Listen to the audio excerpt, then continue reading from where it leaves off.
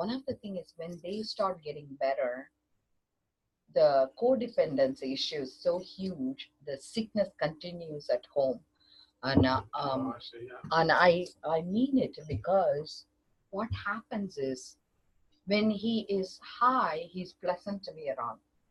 But when he wakes up, one of my patients said it in a very nice way. He lives in with the four people in a room, and he says when he stopped using, he started noticing all these hair in the bathroom, all these crumbs in the kitchen, the disgusting smell. He couldn't believe like his roommates were smelling.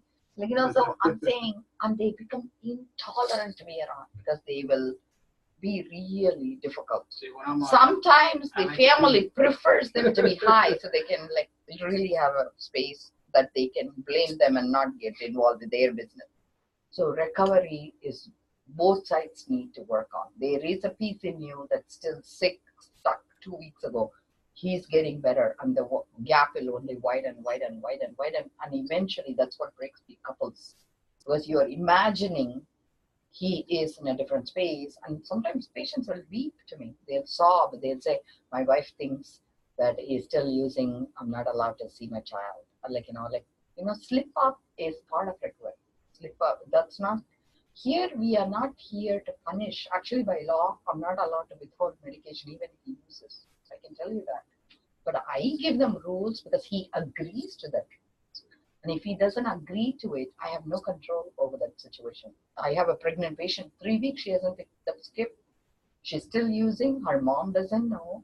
Her DCF worker is saying, your child is going to foster care the minute in 4 weeks she'll deliver. And she's hoping her mom will get custody so she never needs to stop using. So even now she's a plan. And she hasn't even told the mom she's still using. So the mom is letting her and her boyfriend live. So her OBGYN is concerned because the baby is showing signs of erratic heartbeats. So we cannot force them to take medication. 3 weeks supply is waiting in the pharmacy. So I feel you need to understand. And I was asking, what are the rights for the patient? We cannot force them to take medication. We cannot hold back medications. Yes, I can hold back because she hasn't filled for 3 weeks. But the thing is, this program on anywhere in Massachusetts, it's not punitive. They even now can refuse to be in the program and we have to let them walk away. Even in the hospital, mental health, if they come in, they are acting out, they are not taking medication that's going to make them not paranoid, psychotic, they have a right to refuse. The only way you can sanction it by Rogers, you need to go to the court, you need to get an order, and that's the only way you can tell them. And for that, you need to prove. If he goes to a psychiatrist, you need to sit and say, hey, if we change, you put your hand in the fire and it's going to burn, would you put it in? And he says, of course not. Then he's competent to refuse. So, but whereas he can argue, I was competent for 23 hours and 59 minutes, but 1 minute I go insane when I use, and you have to let them walk, even if they commit murder.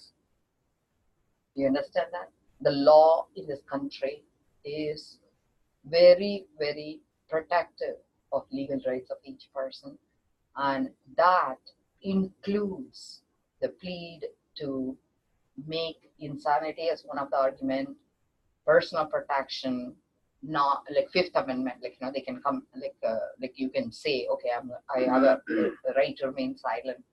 Everything legally, yes. So why I'm saying is, just like, see, the thing is, trust is a relationship, okay? Relationship equals trust. Health equals stable mood. Wealth equals, I think wealth equals ability to have flexible time. If you understand these three, that's all. Life is about flexible time. Doing, like you can go anywhere you want and not go to work. That is wealthy. Okay, that's why the famous people, they take their charter plane and go anywhere, right? That is equal to wealth. Relationship equals trust. If you can sleep with each other and know each other is not going to kill each other, it's a good place to be, right? Some people feed antifreeze and you can die, right? So when you feed him, if he trusts to eat from your hand, that means you are in a good relationship. That's the same.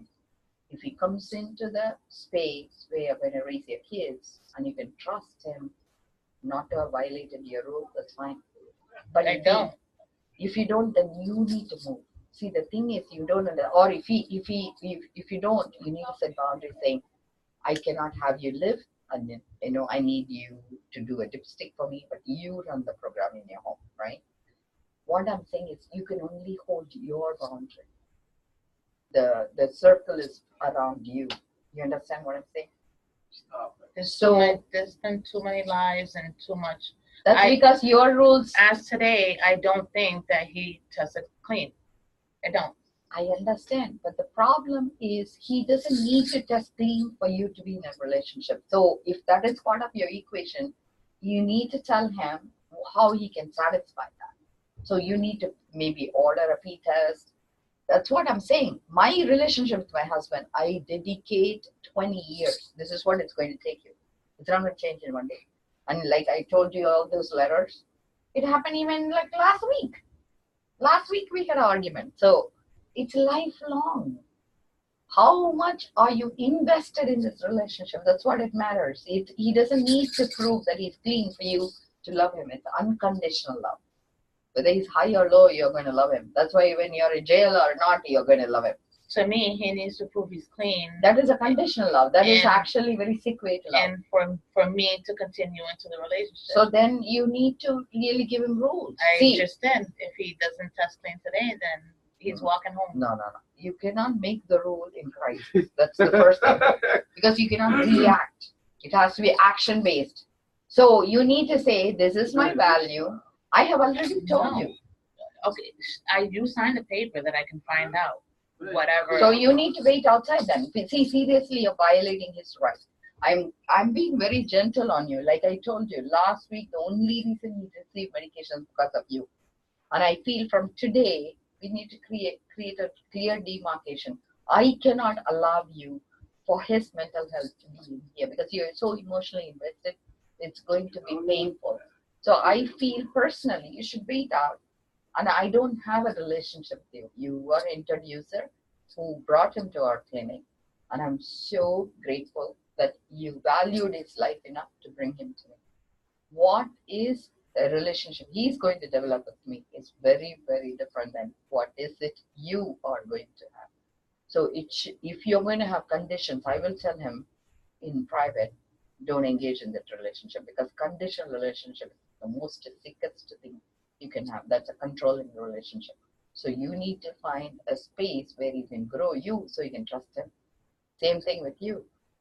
It is shame on you, seriously, if you are violating her trust. But you cannot get out the bad habit in one day. It's going to be training. Like, I have to retrain him. And you cannot be shedding tears because that shows that you are so hurt inside. So he not only needs to deal with his hurt, he needs to, in addition, satisfy you. That's a two tasks one person is taking on. My issue is if he wants trust and he wants my help, then there should be no more lying. The thing is, okay, but yesterday, I'm going to be honest with you. So Friday, we were here, and I found an empty bag during the night in the toilet, but he hadn't used all day. Yesterday, we cleaned my room because we've been painting. We cleaned the room completely. There was nothing. There was Windex on everything. And I found brown powder on top of my bureau. So I asked, before I even showed the powder, if he was still lying to me. He swears that he... So what you do, don't ask him. Take that powder, put it in a cup, go to the CVS. It's only $5. Get a dipstick, dip it. What I'm saying is you add water, dip it. You can not ask him for validation. You figure it out and deal with it. Now that you have that peace, see whether he's lying to you. If he is lying to you, you say, hey, this is what it is. This is the consequence. Write it out before. You cannot react. You understand what I'm saying? You cannot give rules afterwards. Trust him it's going to take some time. See, you don't have kids or you have kids. I do have it. So when your kids fail you, how do you handle? Same thing. It is the same rule as a mother you will do. How would you do time out, like whatever it is that works for you as a mother to your child? Because you're going to take the role of the mother, and is that a relationship you want to hold with a man who's fully grown? You just have to figure out that's what you're signing up for, and it takes 18 months for recovery. It's not one day. One day it's not going to be enough. So you need to really ask yourself, is this the space you want to hold? And if you are, remember, it's not going to be a weekend thing. I understand it's not a weekend thing. Like I said, I was an addict of alcohol myself. It's not an easy. Alcohol is, to me, a little bit even more difficult than heroin because I can go to the corner store at 8 in the morning and buy. So I don't take excuses, because if I was able to do it, probably not the same, and I was very sick myself. I don't have pity. So you guys need to, have you ever heard about something called behavior plans? Go to a social worker, draw up a behavior plan for him with her help. Seriously, I'm telling you. And in that, put stipulations of how the plan is and do a 30-day plan. Implement it. Think of it as though you're running your own corporation, okay? And he's part of the equal partnership. Okay, so here you can have 51% share, he's 49% share. And whatever is equal responsibility, if he fails, you need to understand what are the consequences. So if you don't do it like a work, right, you need to not have emotions. That's the main space you need to hold, because emotions will sabotage you. Because when he says what you want to hear, he can manipulate you. You cannot be manipulated emotionally. Same thing, you cannot give him a condition that is unreasonable. You understand? So always you can provide food. Food always you can give, but your roof is your safety. So when he uses, for sure, if he tests positive a dip, that night let him go spend in the hotel and come back. So you need to make a rule that works for you. Anger. You just relax. I told you I'm gonna work on it, baby. Yeah, but you're still lying, so I'm it's not not. lying. I told you. See, the thing is, it's Why not you- about him. You understand? You get me, right? You understand what I'm saying. So you really need to go away for like 2-3 days and figure out. But that's what I've been asking. I've been telling him, I need my space because I can't handle it. So the thing is, you're asking instead. You need to tell him what you're going to do. See, that's where the problem is. The problem is, like, I saw a commercial somewhere. I am telling you not because I want your permission. I'm telling you, so I'm informing you what I'm doing. So that's the space you need to hold. So yeah, I told you I'm gonna work on it. and I feel like he shouldn't give you validation. Same thing for him. Thank you. You shouldn't be giving him validation. But to go to that level, it's like you guys both are in kindergarten state right now. How can I expect you to do college grad education when you haven't even passed the step 1, right? So we really need to work on understanding the rules first and stuff. And I feel personally, when couples do therapy, when one person, because always one person is upper hand with the other, always in a relationship, right? Like sometimes we become better, the other person. So it's like a balancing act in life, okay? So when you do couples therapy, it's better, because if you're in an equal partnership, not to do it together, because one can hold it as a control for the other person. See, the doctor told you and you're not doing it, and so I feel in the long run both would fall apart. So you hold your space. That's why train tracks has two trails, because when the rail has to go, both platforms are important. Same thing with life. You need to have both hold their own space. DNA. That's why it's two. Because we can only live in harmony with each other. But you cannot be out of balance. He cannot be out of balance. So you need to really work it out. And I feel for him, seriously, you being in the room is not healthy. It's not because I don't like you. And I cannot give you information either. He has to give it in future. First week I accepted all those rules, but I really never ever let a family. First week, I just kind of wanted to reassure you he's in good hands. That's why I did. And he even got the medicine because of it. Otherwise, I would have made him come until he's clean. I would have never even got it. So from today, we are going to establish that relationship, but that's what I'm going to disclose. In future, I cannot. It has to be in his, what is called court, what he wants to disclose and stuff. And if you cannot trust him, that's on you. It's not about him. It's about you now. So you need to go to the space. In spite of him lying, are you allowed to respect them? My kids lie to me all the time. But it doesn't bother me if they are safe and if they are alive. That's all I look for. For him, if he's lying to me and he's doing drugs, that's not safe. See, that's because you are having a different requirement for him than your child. See, if it is your child, you will act very differently. That's why, like my son, he'll be swaying and say, "Well, I never used." Yes, of course. I even tell one of my patients, right? Like he dropped a cocaine pipe here. I said, "Did you use?" He says, "Of course not." And I see the pipe. I said, "Oh, you dropped something." He says, "That's not mine." So what I'm saying is, when they sway and they all say all that stuff, we know they are bullshitting, right? But what I want to establish is who they are first. How do they handle it? And sometimes they want the easy way out. So I tell them, like one of the things me and my husband establish is, if you guys, usually it's drinking or pot, that's what right now they are doing. I'm hoping that's all they're doing. I have no idea. So one of the things my husband said was, you cannot do that inside home because my youngest one is still 15. Mm-hmm. So they go to the tree house and use. So we create some sort of a regulations. And you have to trust them. The whole relationship is about trusting each other. I told my son, I said, it's not that we make rules, that we want you to be alive because you're so young. And I don't want you to lose the whole life that is ahead of you. For me, I'm going to love you whether you use it or not.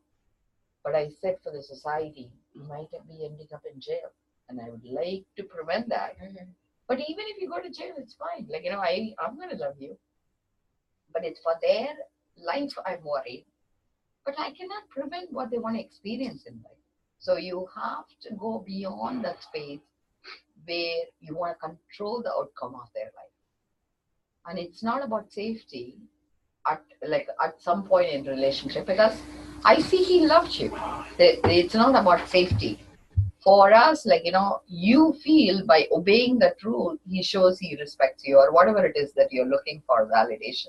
And that is not the way he shows love. So one thing you need to establish to him is, tell me, what is your way of showing me you love me? And that, if he honors, take it in. What he works on is this. How do you show her you love her? What is the way you show her? Looking for help. Looking for help. So even coming and asking is that.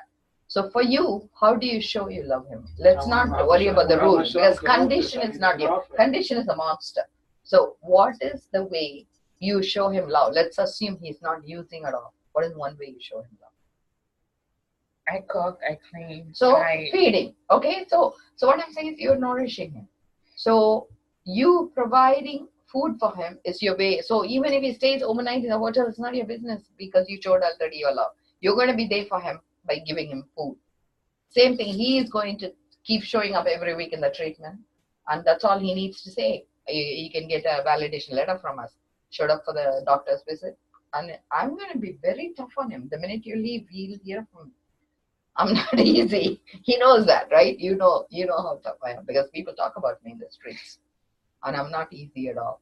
And if they don't show up, they are in even more bigger trouble with me, because they'll go back to the bottom of the bottom. They'll be codfish. So what I'm saying is, that if he knows what he's up against, and he will do well. I can see it in his eyes, and I can say he's a good man. And I can see it in your heart, and I see you're a good woman. But you're going to go through hell for us to reach to that space. So I feel, personally, don't come with him. Seriously, I think it would be better for him to do this journey by himself. It'll take 18 months. The only thing you can do is that space. Do something you would really like to do away from him.